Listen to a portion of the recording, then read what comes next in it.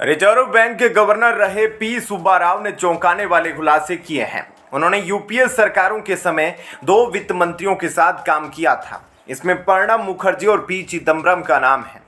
P Subba Rao ने अपनी किताब में दावा किया है कि यूपीए सरकारों में वित्त मंत्री रहे प्रणब मुखर्जी और पी चिदम्बरम रिजर्व बैंक पर दबाव डालते थे कि वो सरकार के पक्ष में माहौल बनाने वाले आंकड़े जारी करे।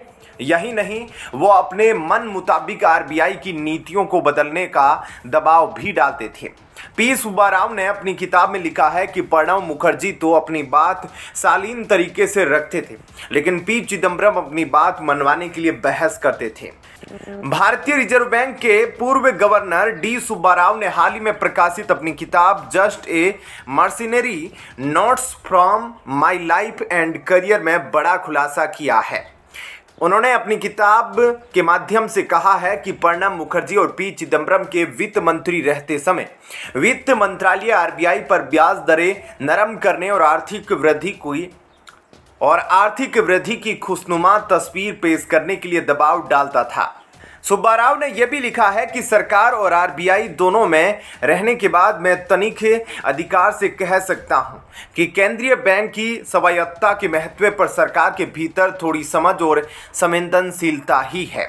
उन्होंने लिखा कि अक्टूबर 2012 में चिदम्बरम दोबारा वित्त मंत्री बने थे। वो नरम मौद्रिक व्यवस्था चाहते थे और उन्होंने आरबीआई पर ब्याज दर कम करने के लिए भारी दबाव डाला, लेकिन मैं अपने वस्तुनिष्ठ विचारों के चलते उनकी बात नहीं रख पाया। इस बात से नाखुश से चिदम्बरम ने सार्वजनिक रूप से रिजर्व बैंक के रुख पर अपनी कड़ी असहमति जता दी थी।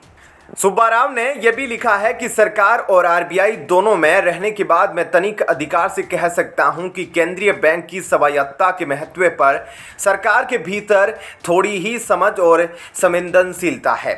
बता दें कि सितंबर 2008 में लेहमैन ब्रदर्स संकट शुरू होने के पहले आरबीआई के गवर्नर का पदभार संभालने से पहले सुब्बा राव वित्त सचिव थे। लेहमैन ब्रदर्स के दिवालिया हो जाने से दुनिया भर में गहरा वित्तीय संकट पैदा हो गया था। सुब्बा राव ने सरकार का जय जयकार करने वाला रिजर्व बैंक शीर्षक अध्याय में कहा है कि सरकार का दबाव नीतिगत ब्याज दर पर रिजर्व बैंक के रुख तक ही सीमित नहीं था। उस समय सरकार ने आरबीआई पर वस्तुनिष्ठ मूल्यांकन से इतर वृद्धि और मुद्रास्फीति के बारे में बेहतर अनुमान पेश करने के लिए दबाव डाला था। सुब्बा राव ने लिखा कि मुझे प्रणब मुखर्जी के वित्त मंत्री रहते समय का ऐसा वाक्य याद है। वित्त सचिव अरविंद मायाराम और मुख्य आर्थिक सलाहकार कौशिक बसु ने हमारे अनुमानों को अपनी धारणाओं और अनुमानों से चुनौती दी थी। उन्होंने सऊदी अरब का उदाहरण देते हुए कहा कि अमीर देश बनने का मतलब विकसित राष्ट्र बनना नहीं है।